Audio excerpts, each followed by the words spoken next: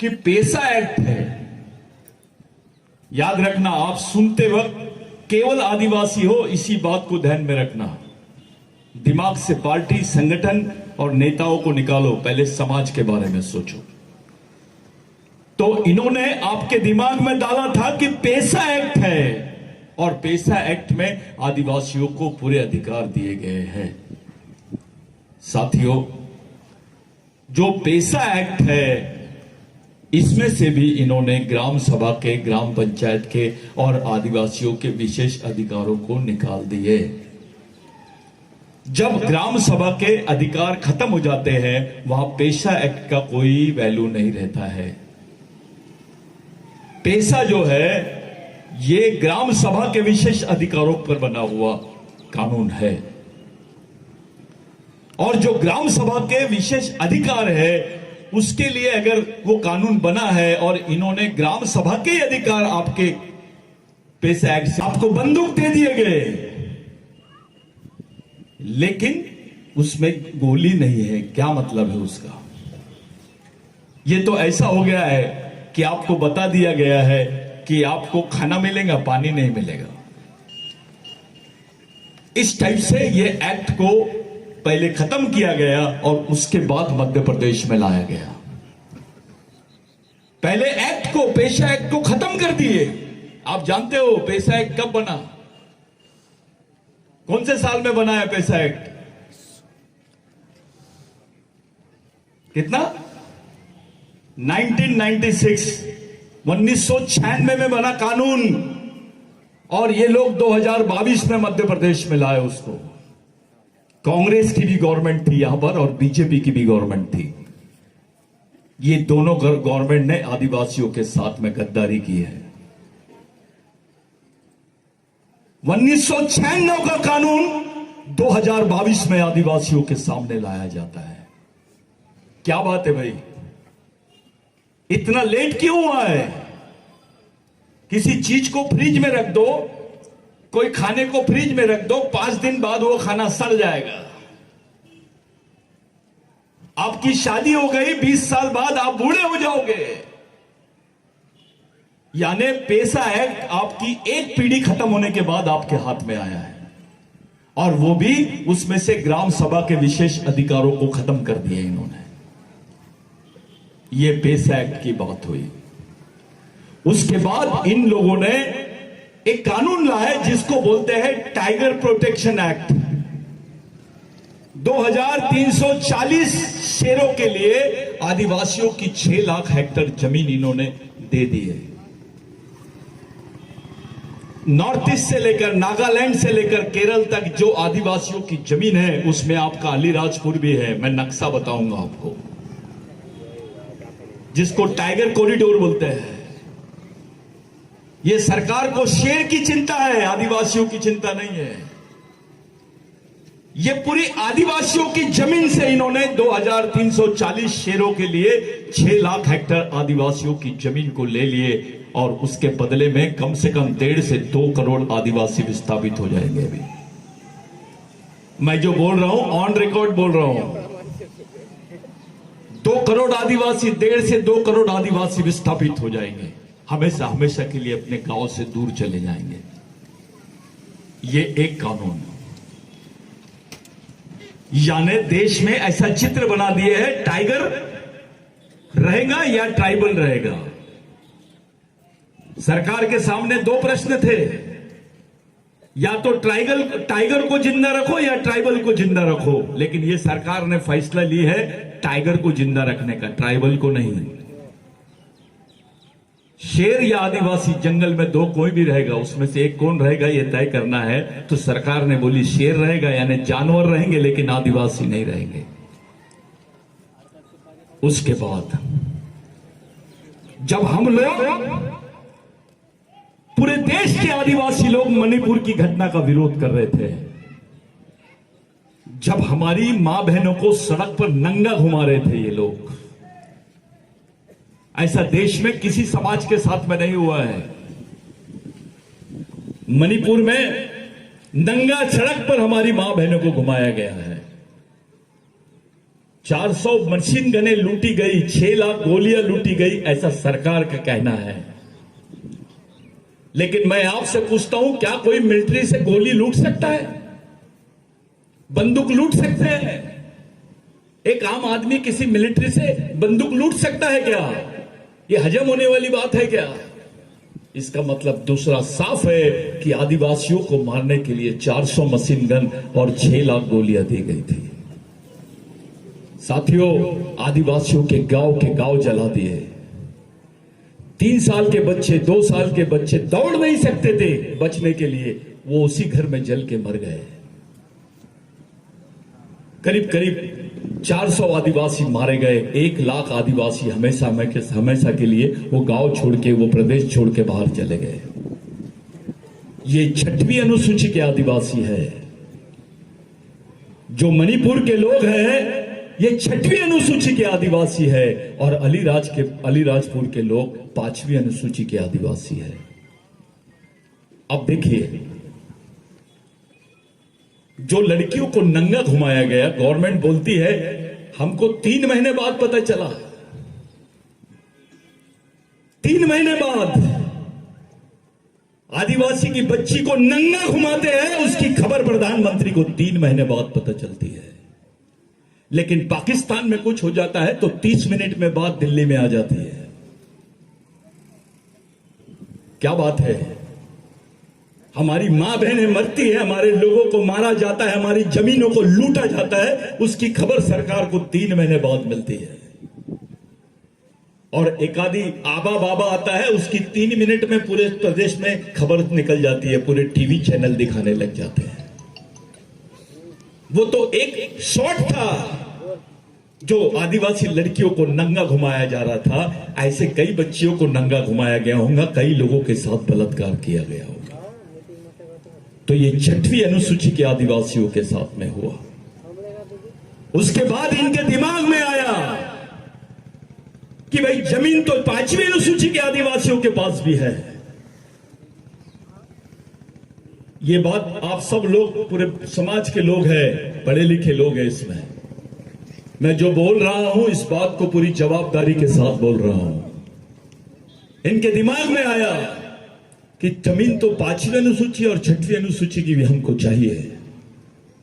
इन्होंने टारगेट किया आप लोगों को,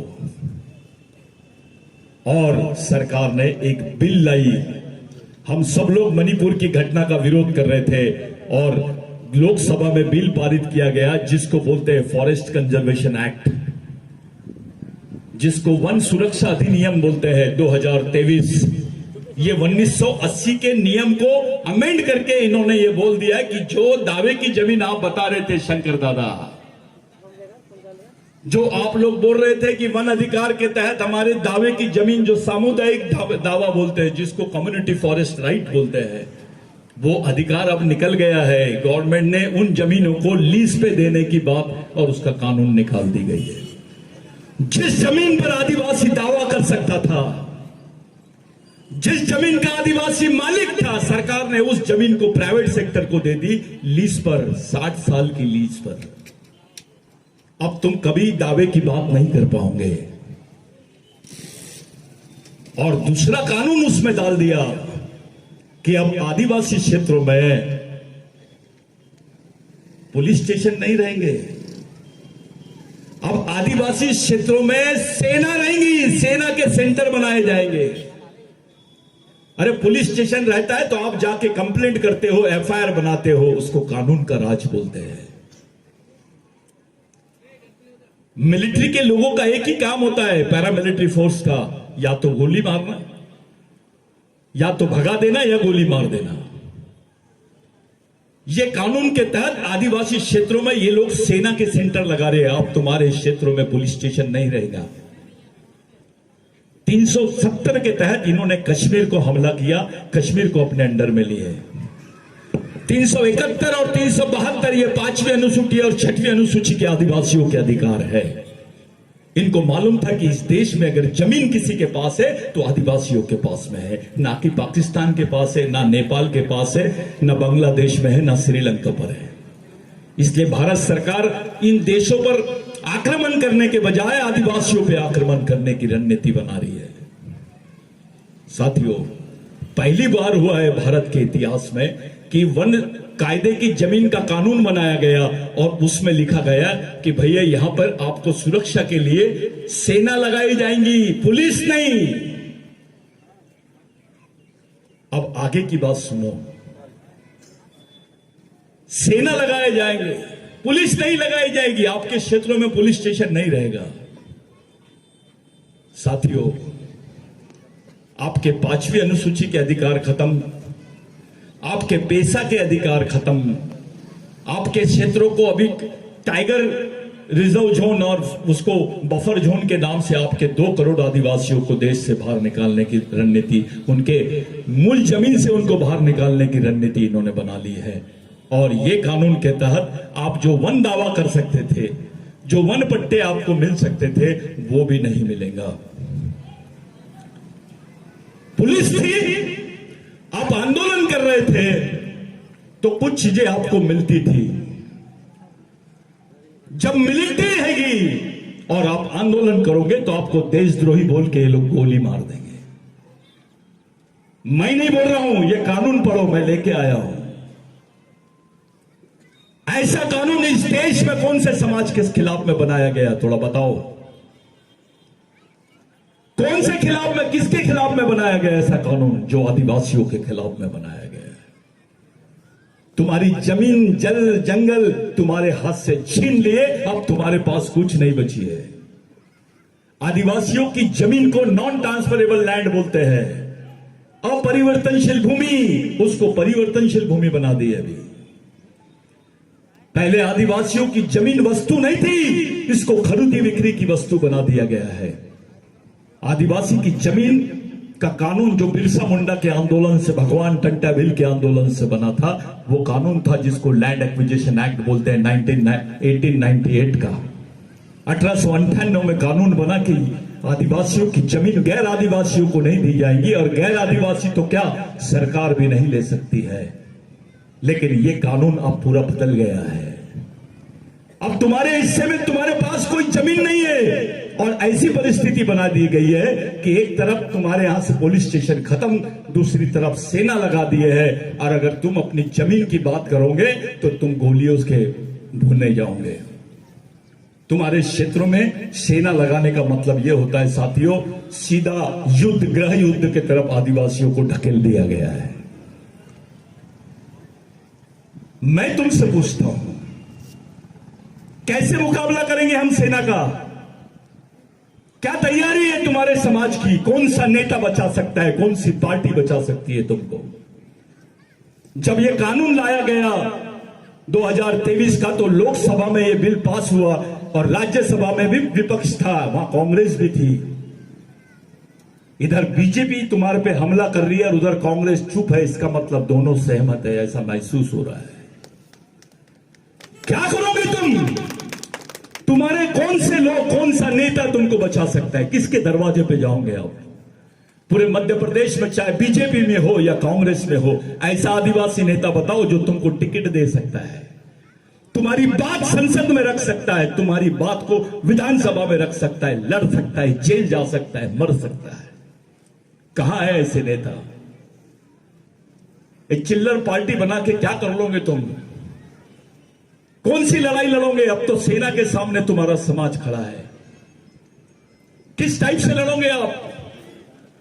कौन सी लड़ाई लड़ोगे? किसके भरोसे लड़ोगे? क्या है तुम्हारे पास? तुम तो टूटे हुए हैं। बारेला अलग भागता है, बिलाला अलग भागता है, भील अलग भागता है, दरबार अलग भाग रहा है। टंटा भील ने बोला, बे तेरा वंश एक है, तेरी संस्कृति एक है, तेरा खून एक है, तो समाज भी एक होना चाहिए। लेकिन ऐसा नहीं हो रहा है। हमको समाज नाम की चीज समझे ही नहीं है, हमको टंटा भील समझा ही नहीं है।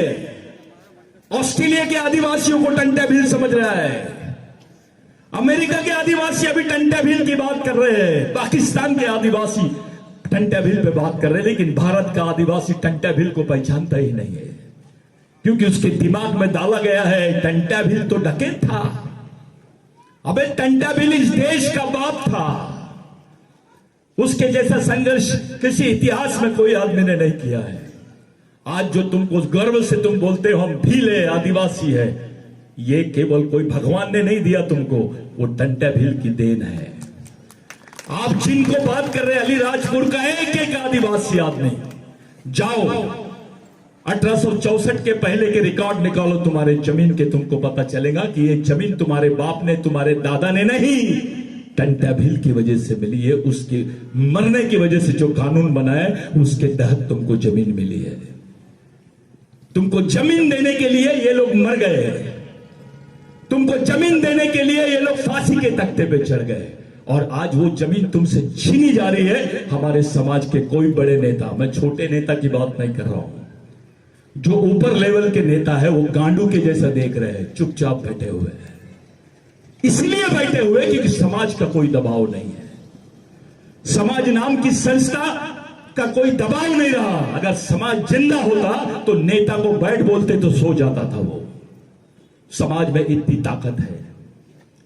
अगर ये आदिवासी नहीं होते तो कोई विधायक बन सकता था, आदिवासी नहीं होते तो कलेक्टर बन सकता था, आदिवासी नहीं होते तो कोई कमिश्नर बन सकता था, कोई इंजीनियर बन सकता था, डॉक्टर बन सकता था। अगर आप आदिवासी नहीं होते तो आपकी औकात ही नहीं थी।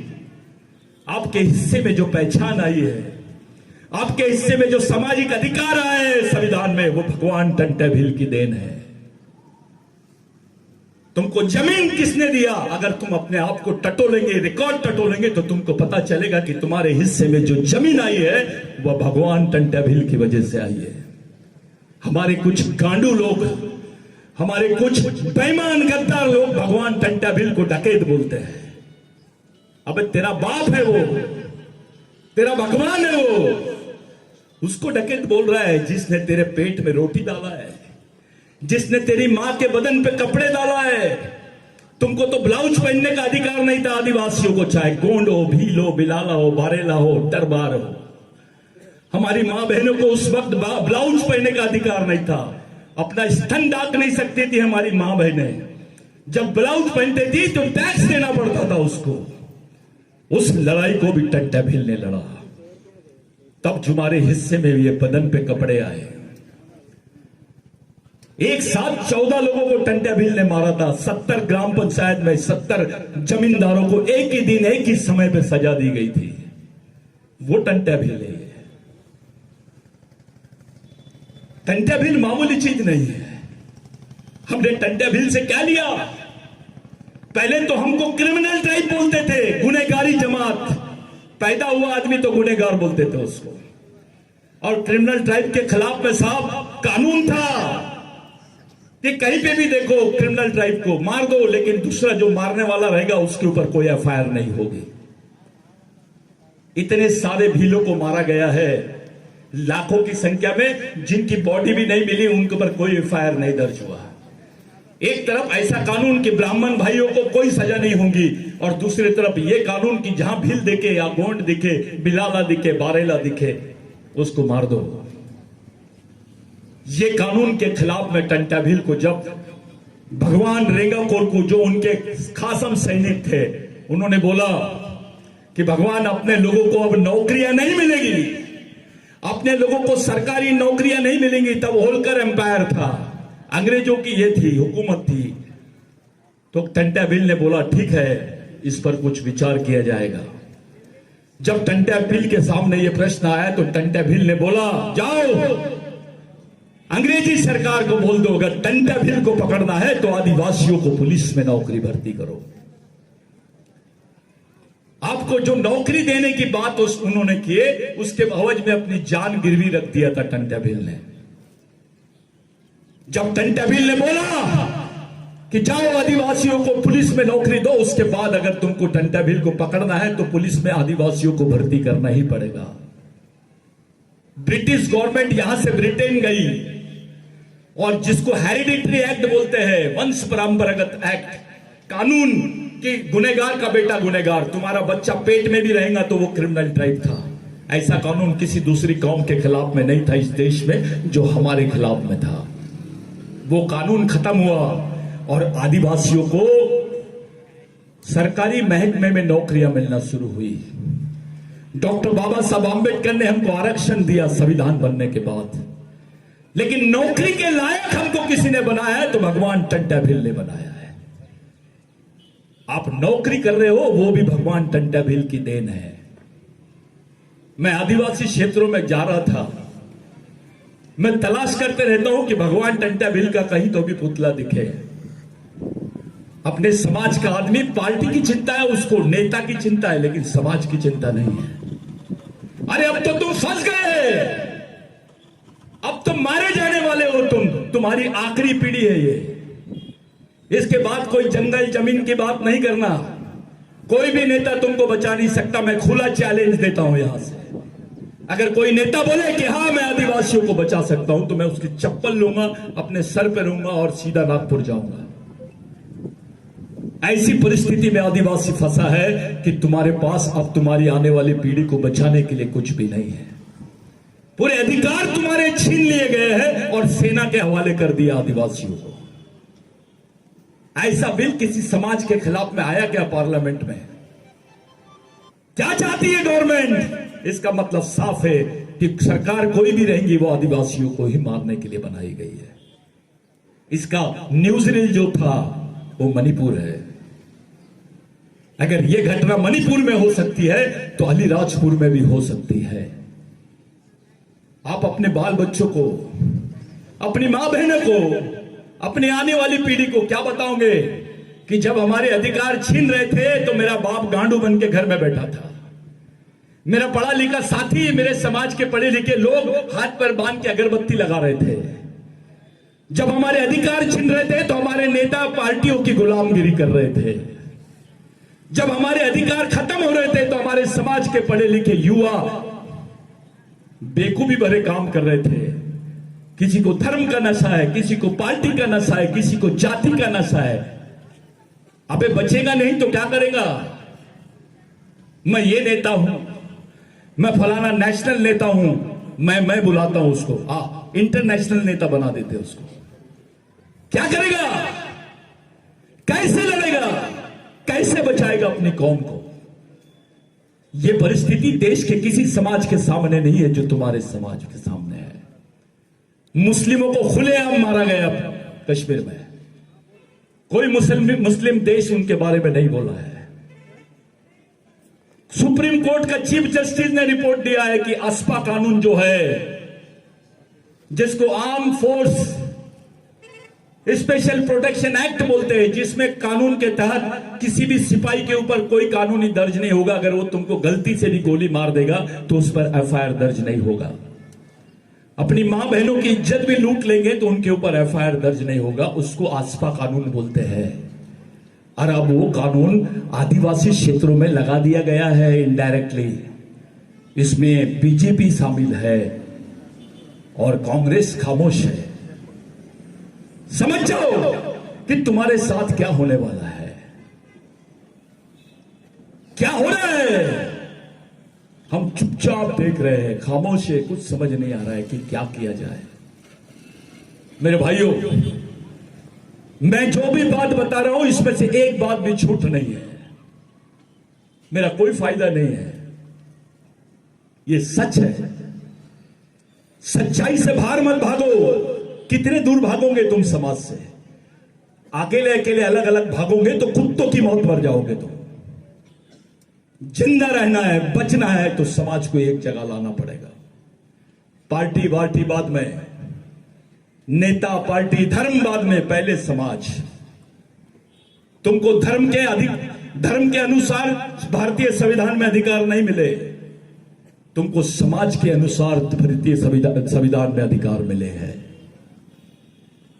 आज तुम्हारे पढ़े लिखे लड़के डिग्रियां लेके घूम रहे हैं, मजाक उड़ा रहे सब लोग उनका। तुम्हारे लोगों पे खुलेआम पेशाब कर रहे हैं, खुलेआम, और वीडियो भी वही लोग बनाते हैं और उसको जारी कर देते हैं। आज हमारे समाज के पुरुष पे इन्होंने पेशाब किए, कल हमारी महिलाओं पे पेशाब करेंगे तो कैसा लगेगा? बताइए कैसा लगेगा? एक तरफ नंगा घुमाने का पिक्चर और दूसरी तरफ हमारी महिलाओं पे पेशाब करने का पिक्चर। थोड़ा सोचो कैसा लगेगा? कहां है तुम्हारा समाज? अरे मध्य प्रदेश में 32% आदिवासी है, लेकिन किसी भी चुनाव में आदिवासियों को अलग करके इलेक्शन होता है इस देश में। तुमको बेच दिया जाता है, तुम्हारे नेताओं को, अपना बीजेपी का नेता रहे या कांग्रेस का नेता रहे, उसकी किसी भी पार्टी में, किसी की भी पार्टी के ऊपर कोई पकड़ नहीं है, उनको कोई पूछता नहीं है। उसका मुख्य कारण है कि समाज एक जगह नहीं है। कौन सा नेता है, किसके दरवाजे पे जाना है? चलो बताओ, बीजेपी के नेता का नाम लो, कांग्रेस के नेता का नाम लो, आदिवासी नेता का, जो हमारे लिए लड़ सकता है क्या? जब कोई नहीं है तो क्या करोगे तुम? ये लड़ाई तुमको लड़नी पड़ेगी। ये जो युवा वह खड़े हैं ना, इनको गांडू मत बनाओ, इनको लड़ने वाला बनाओ, क्योंकि इनको लड़ना सिखाओगे तो ही जिंदा रह पाएंगे। बच्चा तुम्हारा है, उसके दिमाग में सोच दूसरे की है, वो तुम्हारे मर्जी से नहीं जी रहे हैं, वो दूसरों की सोच के हिसाब से जी रहे हैं। बच्चा तुम्हारा, लेकिन उसके दिमाग में जो कैसेट है दूसरे की है। तुमको वो पिताजी नहीं बोलता है, लेकिन सामने वालों को परम पूज्य पिताजी बोलता है। परम पूज्य महाराज, कौन सा महाराज आदिवासियों को जमीन दिया? थोड़ा बताओ, कौन सी पार्टी ने आदिवासियों को जमीन दी? कौन से नेता ने आदिवासियों को जमीन दिया है? सब लोगों ने गद्दारी की है हमारे साथ में। इसीलिए की है क्योंकि हमारी सामाजिक व्यवस्था नहीं है। इस देश का ब्राह्मण भाई अपने बच्चे को 5 साल की उम्र में देता है, ले ये पुराण पढ़, ये वेद है, पढ़ इसको, उसको आरएसएस में भेजता है। उनके कार्यक्रम चलते हैं, उनका संघ चलता है, उनका जज भी रहेगा तो चड्डी पहन के शाखा में खड़े हो जाता है। इस देश का मुस्लिम भाई अपने 4 साल के बच्चे को मदरसा में भेजता है, वो उसके हाथ में कुरान देता है, उसको बताता है कि बेटा ये तेरे जीने और मरने का रास्ता है, इसको लेके चल। उनके मस्जिदें चलते हैं, उनके मदरसा चलते हैं, उनके कॉलेज चलते हैं, स्कूलें चलते हैं, दवाखाने चलते हैं, आईटीआई चलते हैं। उस कौम का आदमी कचरा चुनने वाला भी रहेगा तो उसको सामाजिक प्रोटेक्शन मिलता है।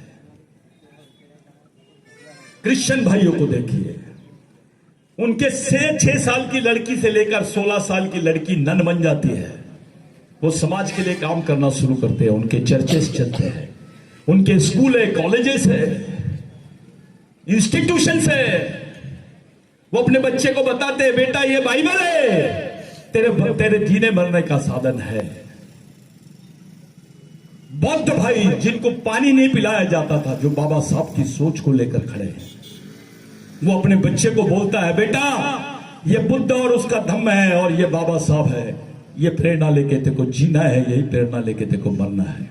उनके बौद्ध विहार है, उनका सेंटर चलता है। नागपुर के दीक्षा भूमि से जो ऑर्डर निकलता है, देश के पूरे दलित बौद्ध भाई उसको मानते हैं।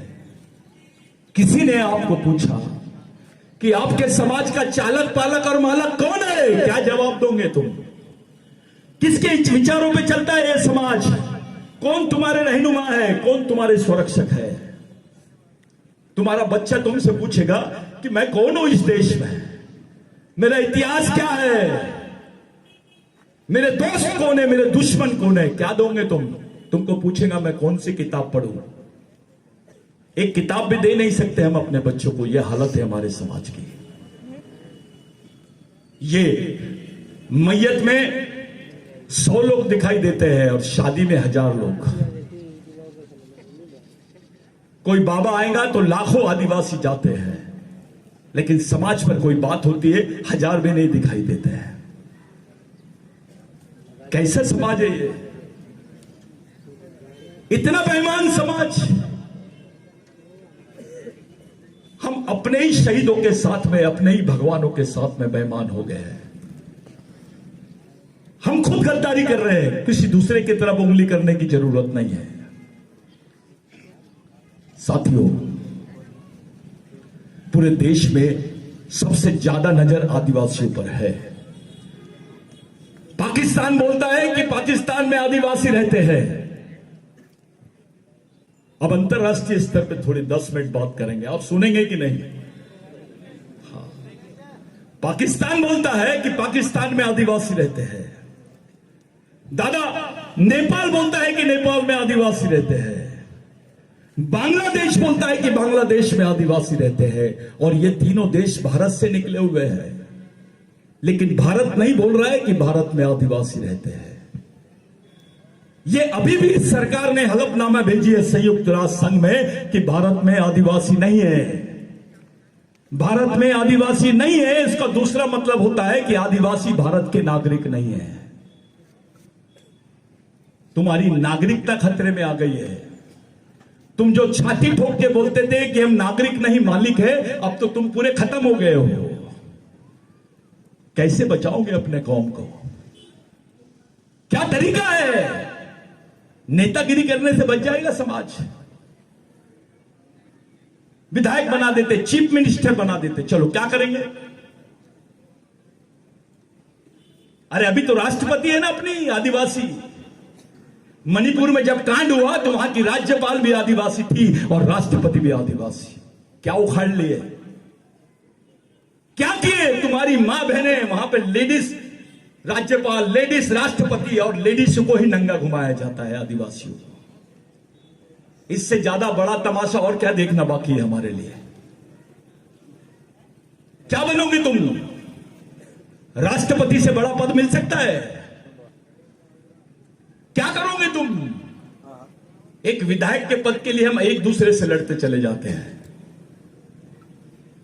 मेरे साथियों, हम चारों तरफ से फंस गए हैं। अभी इस समाज को जाल में फंसा दिया गया है। याद रखना, ये हमारी अंतिम पीढ़ी द्वारा अंतिम पीढ़ी को बचाने के लिए लड़ी जाने वाली अंतिम लड़ाई है। अगर ये लड़ाई हम हार गए तो हमको कोई पूछेगा नहीं इस देश में। कौन से गुमान में है? मैं ये पार्टी में हूं, मैं ये संगठन में हूं, क्या उखाड़ लेगा तू? अबे तेरे बच्चे के साथ जो होने वाला है, तेरे समाज के साथ, तेरी कौम के साथ जो होने वाला है, उसको दूर रख के बात मत कर, उसकी सच्चाई को समझ के बात कर। हमारे लोगों को समझता नहीं, क्योंकि हमारे लोग सोचते नहीं है, गंभीर नहीं है। हम लोग काम करने से शर्माते हैं समाज में। हमारे बड़े बड़े लोगों को, ऑफिसरों को समाज के बीच में आने को, बैठकर बात सुनने को उनको शर्म आती है, अपनी जात छुपाते हैं। पीछे में फोटो लगाते हैं सावरकर का, विवेकानंद जी का फोटो लगाते हैं, पीछे फोटो लगाते हैं गांधी जी का। टंटा भील का फोटो क्यों नहीं लगाते? बिरसा मुंडा का फोटो क्यों नहीं लगाते? क्योंकि डरते हैं। हमारे ऑफिसरों की हालत बना दी है इन्होंने, कभी भी किसी भी ऑफिसर का ट्रांसफर हो सकता है। ये पार्टी का कार्यकर्ता तो भी अच्छा रहता है, ऐसे बुरे हाल आदिवासी अफसरों के और कर्मचारियों के बना दिए गए हैं। मैं आपके बीच में आया, ये उम्मीद से आया कि आप 5वीं अनुसूचित क्षेत्र के आदिवासी लोग हैं, आप भगवान टंटा भील के खून के लोग हैं, आप भगने वाले लोग नहीं है, लड़ने वाले लोग हैं। आप समाज के लिए कोई रास्ता निकालेंगे, ये उम्मीद से मैं आया। मैं देश के हर आदिवासी कौम में जाता हूं, हर जगह मैं उनसे यही बात कर रहा हूं कि भाई क्या किया जाए, किस तरीके से जिया जाए, हमारी जनरेशन को जिंदा रखने का क्या फॉर्मूला होगा। कोई बात नहीं कर रहा है, सब कंफ्यूज बैठे हैं। ऐसे से जमेगा नहीं नवल दादा, ऐसी 10 मीटिंग भी आप कर लोगे तो कुछ होने वाला नहीं है। आप क्या करोगे? ज्यादा से ज्यादा आप लोग दौड़ोगे, भागोगे, इसको जमा उसको जमा, नहीं। आपको दिमाग का कारखाना खोलना पड़ेगा, विचारों का कारखाना खोलना पड़ेगा, घर घर में आंदोलन खड़ा करना पड़ेगा। बहुत पढ़े लिखे होने की जरूरत नहीं है, एक अनपढ़ आदमी भी समाज की बात कर सकता है। पढ़े लिखे लोगों ने ही समाज को धोखा दिया है।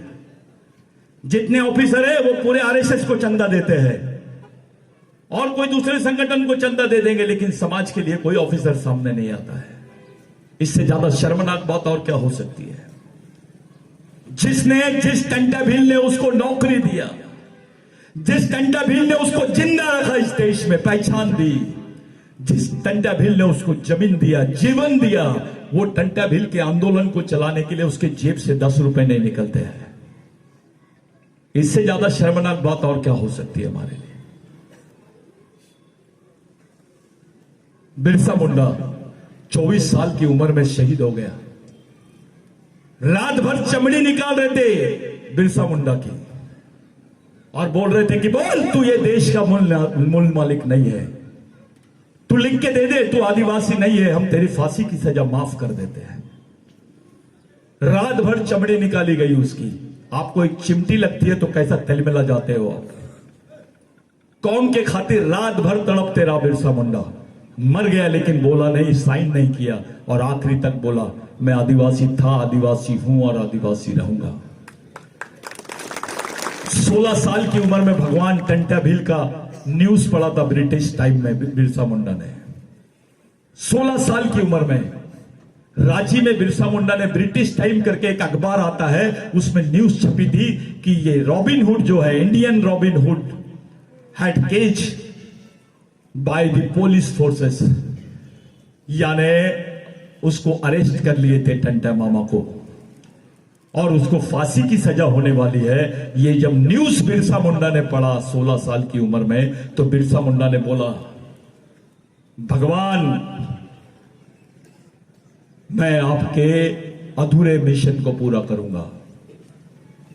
वो मध्य प्रदेश का रहने वाला नहीं था बिरसा मुंडा, वो झारखंड का रहने वाला था।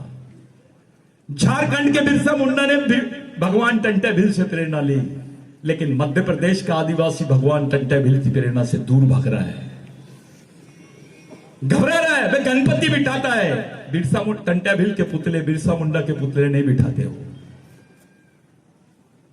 जम के पैसा खर्चा कर देते हैं।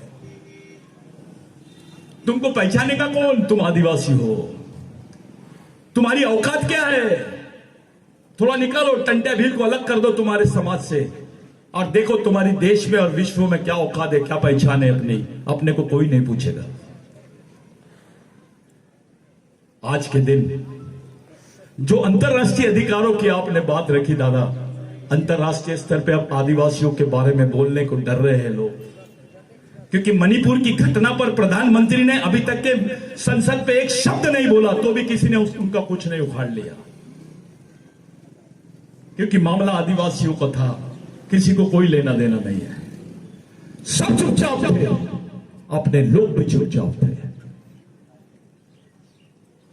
ऐसी परिस्थिति में आप कौन से स्टेज पे आ गए हैं? हमारे समाज के लोग, हमारे लिए कौन सा खतरा बढ़ गया है?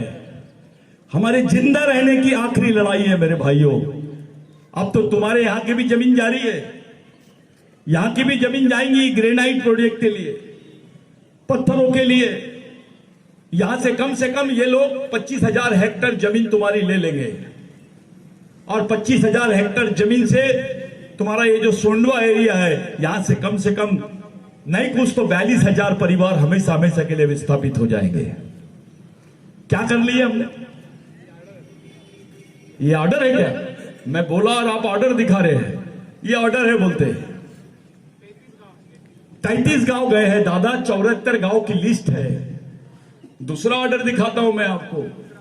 आप तो सिर्फ 33 देख रहे हैं, ये तो न्यूज रील है। पिक्चर तो बाकी है। जमीन आदिवासी की, खनिज आदिवासी का, लेकिन टाइल्स की फैक्ट्री है किसी और की। जमीन आदिवासी की, उसमें कोयला आदिवासी का, लेकिन कोयले की खदान किसी और की। जंगल आदिवासी का, सागवान के झाड़ आदिवासियों के, लेकिन आरा मशीन किसी और की। हमारे लोगों को सिर्फ भगाने की और डराने वाली वस्तु बना दी है इन्होंने। अगर जिंदा रहना है, सही में जिंदा रहना है इस देश में, तो एक जगह आए बिगर आपके पास कोई चारा नहीं है। और ये संगठन वाली भाषा छोड़ो, केवल मिशनरी भाषा करो। तुम कोई भी पार्टी में होंगे, किसी भी संस्था में होंगे, उससे कोई लेना देना नहीं है। समाज के लिए क्या है, ये महत्वपूर्ण बात है। आज के दिन आपके लिए, मेरे लिए बहुत महत्वपूर्ण दिन है। आज 22 तारीख है, शायद आपको मालूम नहीं, 22 तारीख के दिन पहला हलफनामा निकाला था भगवान टंट्या भिल ने, 22 सितंबर के दिन। ग्राम सभा जिसको बोलते ना आप लोग, ये ग्राम सभा 1 लाख ग्राम सभा का मालिक था टंट्या भिल, 1 लाख। भारत में नहीं, विश्व में ऐसा आदमी नहीं है जिसने पूरी व्यवस्था के खिलाफ में अपने आप को खड़ा कर दिया। जब भगवान टंट्या भिल को गिरफ्तार किया गया तो उनको बताया कि भैया ये तेरी बहन है, तेरा भांजा है कि अगर वो अपने अधिकारों की भी बात करेगा तो देशद्रोही कहलाएगा। ऐसे परिस्थिति में हमने समाज की बात की है। बहुत अच्छा आप लोगों ने आयोजन किया है, लेकिन सवाल यह है कि आगे क्या किया जाए, कौन से रास्ते से चला जाए, कौन सा रास्ता हमारी कौम को बचा सकता है।